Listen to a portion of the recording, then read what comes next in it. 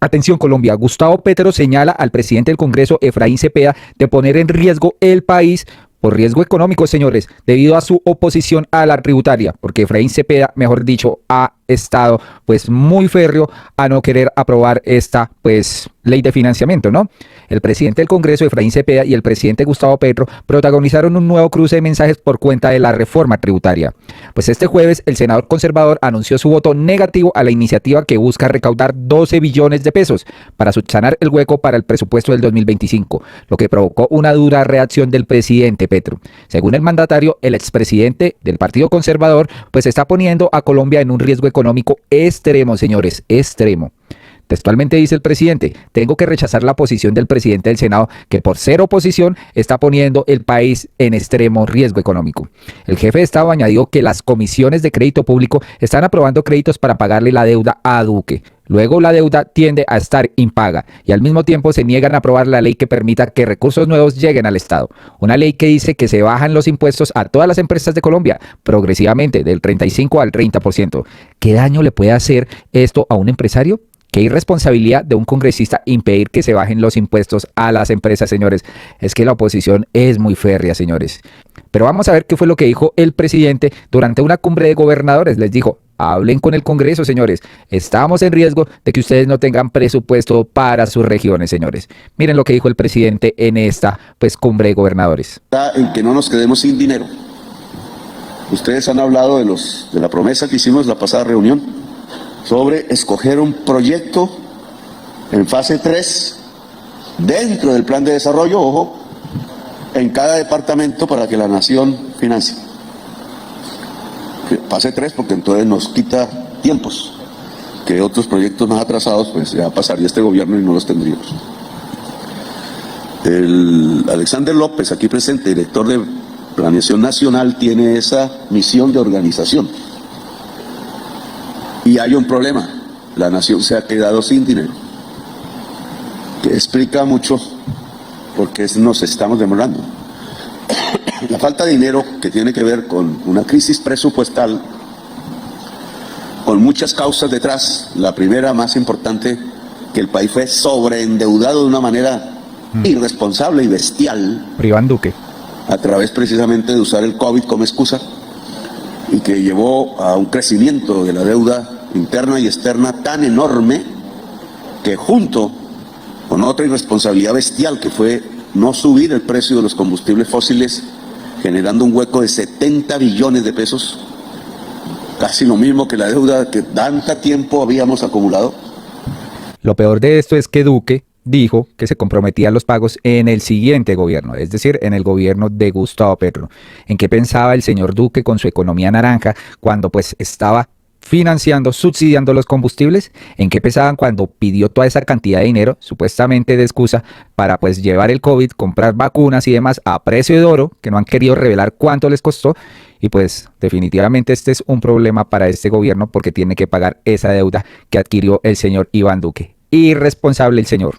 Esto se hizo en solo 2 años, que hemos pagado en parte. Solo de esos 70 quedan 11 billones de pesos por pagar, aún nos queda por pagar, y del presupuesto han salido casi 36 billones de pesos. Eso fue lo que nos llevó a subir la gasolina y un tanto el diésel, respetando precios bajos del diésel por su impacto en la comida de los colombianos, en donde hemos tenido un éxito importante. La inflación de alimentos es de las más bajas del mundo. No llega al 3% anual, cuando la recibimos en 24% anual. 24% anual, por encima de la tasa real de crecimiento económico, por encima de la tasa de crecimiento de la población, significa una sola cosa: hambre.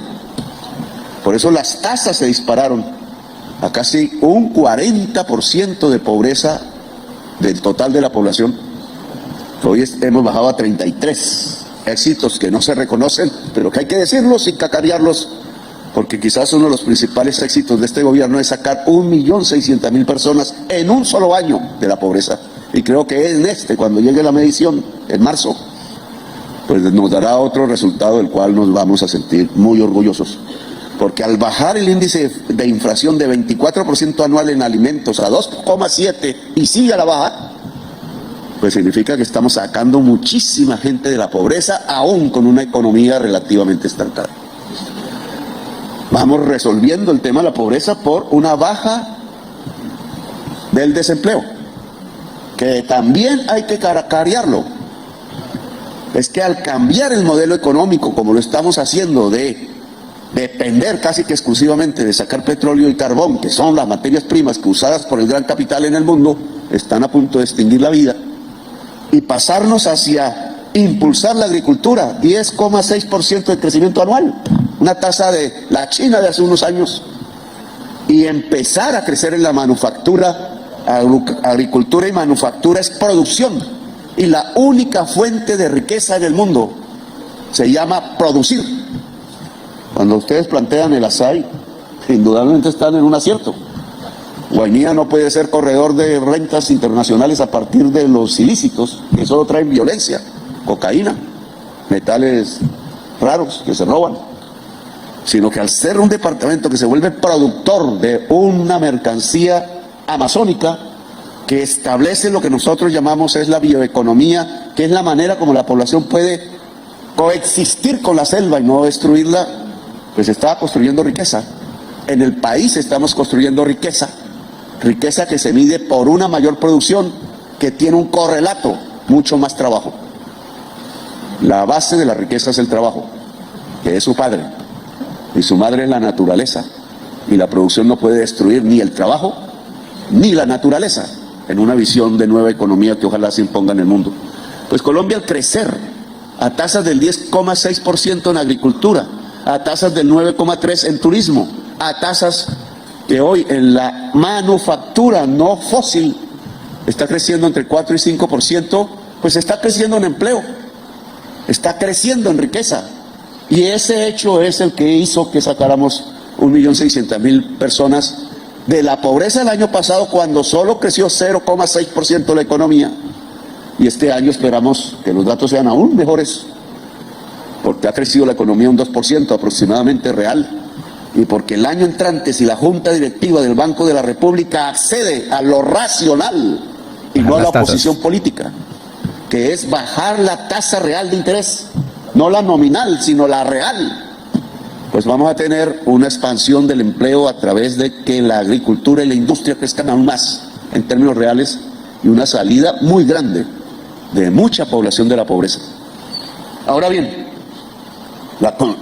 el pago de ese hecho positivo para Colombia es que el Estado colombiano se está quedando sin dinero. Gravísimo eso. Por razones, como ya expliqué, sobre el endeudamiento, pero hay otras. Aquí va. Pagar la gasolina, que en mi opinión fue un error pagarla del presupuesto, ha dejado las arcas del gobierno en ceros casi. Y la caída de la reforma tributaria, que fue la respuesta que este gobierno quiso responsablemente darle al pueblo colombiano en torno a esa crisis presupuestal, pues la Corte Constitucional tumbó, en mi opinión, y no estoy de acuerdo con ello, no había razón de hacer eso, de poner al país en este peligro, la mitad de la reforma tributaria.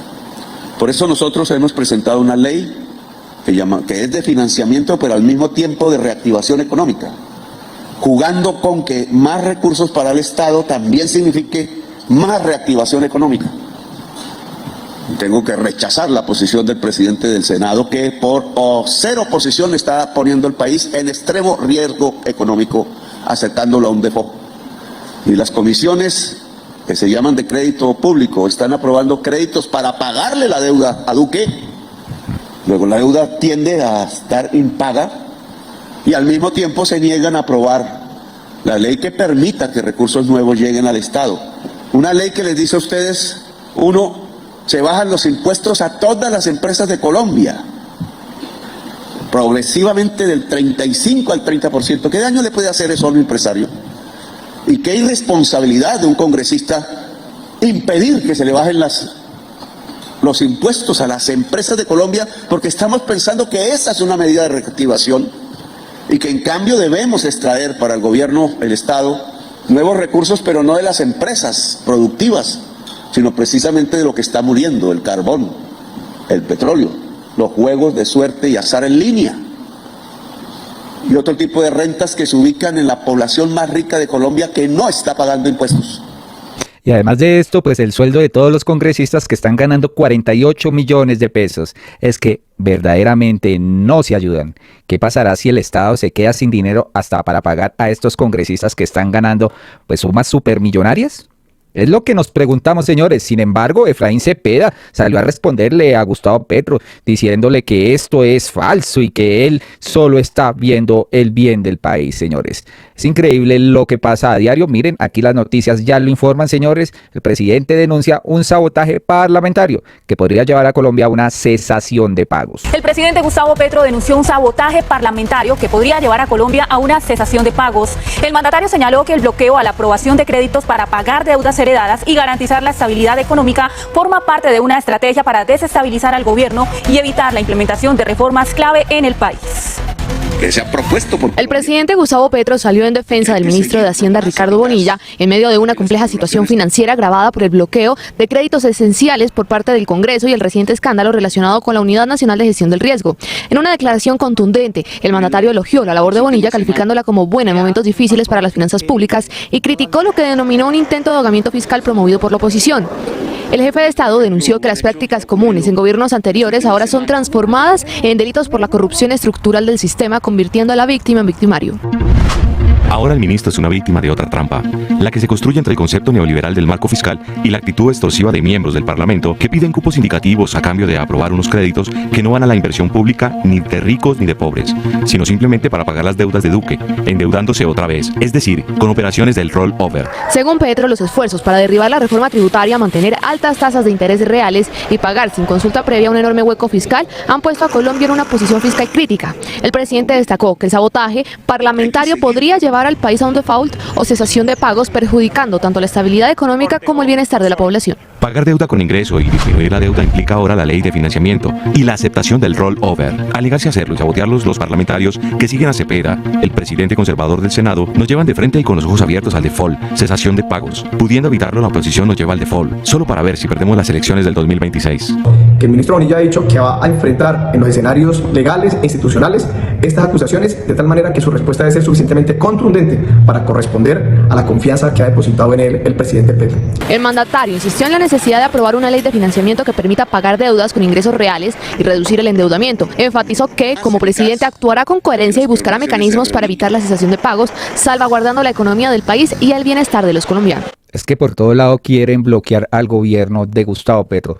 Pues frente a esto, Gustavo Petro también escribió en su cuenta de Twitter lo siguiente: la labor del ministro de Hacienda ha sido buena en momentos difíciles para las finanzas públicas, debido al intento de ahogamiento fiscal construido por la oposición, derrumbar la reforma tributaria que aprobamos, no bajar las tasas de interés reales del Banco de la República y pagar sin consulta al actual presidente del erario el inmenso hueco fiscal por no subir la gasolina importada, cuando subía en el mundo. Ahora el ministro es víctima de otra trampa, la que se construye entre el concepto neoliberal del marco fiscal y la actitud extorsiva de miembros del Parlamento, que piden cupos indicativos a cambio de aprobar unos créditos que no van a la inversión pública ni de ricos ni de pobres, sino simplemente para pagar las deudas de Duque, endeudándose otra vez, es decir, con operaciones del roll-over. Y frente a esto, pues salió a responder Efraín Cepeda también, diciéndole que no, que puede hacer otras cosas. Por ejemplo, dice él: presidente, nuestro llamado es que enfoque sus esfuerzos en los 97 billones que tienen sin ejecutar, antes de una reforma que ponga más impuestos a los colombianos. Es interesante el análisis macroeconómico que hace, pero sería importante que entendiera que el Congreso es una rama autónoma que tiene plena independencia para determinar qué se aprueba y qué no, sin que eso quiera decir que hacemos parte de la conspiración nacional o internacional. Pues vamos a ver cuándo se queden sin plata, señores, para pagarle su sueldo, señor presidente del Congreso. Ojalá algún día pueda aceptar que somos una institución plural en donde los proyectos se debaten, en donde no existe unanimismo y que cada congresista vota a conciencia. Usted resalta que yo soy conservador y esta condición nunca la he negado, así como yo soy consciente de que usted es de izquierda, condición que nunca ha negado. Sin embargo, desde nuestras posturas podemos pensar en el país sin que ninguna mirada pretenda imponerse sobre otra. Las demás alusiones que usted hace sobre el mismo ministro Bonilla son competencia de la justicia y no del Congreso de la República. Al ministro Bonilla le deseamos que pueda superar superar la coyuntura y continúe ejerciendo sus funciones como lo ha hecho hasta ahora, dice aquí Gustavo Petro. Y también otra que sale a criticar la respuesta de Petro es la señora Vicky Dávila. Petro, no insulte la inteligencia de los colombianos diciendo que el ministro de Hacienda Ricardo Bonilla es una víctima en el escándalo de corrupción de la Unidad Nacional de Gestión de Riesgos en su gobierno. Es cierto, gran parte del Congreso es corrupto, pero su obligación y la del ministro cuestionado que usted hoy protege es combatir esa corrupción, cambiar el mecanismo. Eso fue lo que usted prometió en campaña para ganar, pero no cumplió. Decidieron comprar congresistas corruptos con tal de lograr sus objetivos. Esto no se ha comprobado, señores. Recuerden que la plata que fue para el señor Calle y para el señor Name, presuntamente, fue para apoyar a sus familiares candidatos en esa época, ¿no? Se giraron el billetico 15 días antes de las elecciones regionales. Según dicen sus propios funcionarios, Olmedo López y Sneider Pinilla, y ahora María Alejandra Benavides, ¿no? Que está diciendo que es la ex asesora del señor Bonilla, que él sí estaba enterado del giro de recursos para unos contratos. Bonilla hoy no tiene autoridad moral para tramitar nada. Está en entredicho. Se debe defender por fuera del cargo. De lo contrario, es una vergüenza. Hay que respetar a los colombianos, dice la señora Vicky Dávila, atacando aquí pues al gobierno de Gustavo Petro. Después ella dice, la corrupción de políticos y contratistas amigos es un problema que hemos padecido por décadas. Muchos sienten que se ha empeorado en los últimos tiempos y tienen razón. Ya el descaro y la impunidad pasaron de la raya. Pienso que siempre ha sido así y les aplica a algunos políticos y élites de derecha, centro y izquierda. La corrupción es corrupción. Si no tiene ideología, hay que reconocer eso. Los corruptos no tienen defensa y hay que atacar la corrupción. Venga de donde venga. ¿Cómo? Cuando los politiqueros y las élites se den cuenta que las consecuencias de robar son tan severas, habrá un efecto disuasivo. Tienen que enfrentar una justicia dura. Punto. Puede ser del partido político que sea, amigo, familiar, no importa. Corrupto es corrupto. La justicia tiene que ser justa pero eficaz y quienes se roban la plata de los colombianos tienen que pagar por eso. Cárcel intramural con penas largas y sin posibilidad de que los corruptos se queden con la plata que robaron y paguen su pena en sus mansiones. Que tampoco se pueda burlar de la justicia con maromas dilatorias y jugaditas. Es la única solución. También hay que atacar la corrupción al interior de la justicia para que realmente pues combatan este flagelo. Pero aquí no puede seguir pasando que, mientras una persona que se roba una chocolatina paga años de cárcel, políticos y élites corruptas se burlan de los colombianos y la ley. No más, dice la señora Vicky Dávila. ¿Cómo les parece, colombianos? Pues amanecerá y veremos. Vamos a ver qué pasa en el Congreso si finalmente se aprueba esta ley de financiamiento. Si no, de lo contrario, vamos a entrar en una crisis económica bastante grave. Ya se recortó varios presupuestos de diferentes entidades y ministerios. Si esta gente sigue ganando 48 millones, van a quebrar el Estado, seguro que sí, con sus UTLs y camioneticas para cada uno. De esto sí no se habla, ¿no? Colombianos, hasta acá este video, por favor les pedimos que compartan, se suscriban y nos ayuden mucho a que todos los colombianos escuchen esto que se está presentando con el bloqueo pues del Congreso al gobierno nacional. Faltica de plata, señores. Muy amables y hasta pronto, ¿no?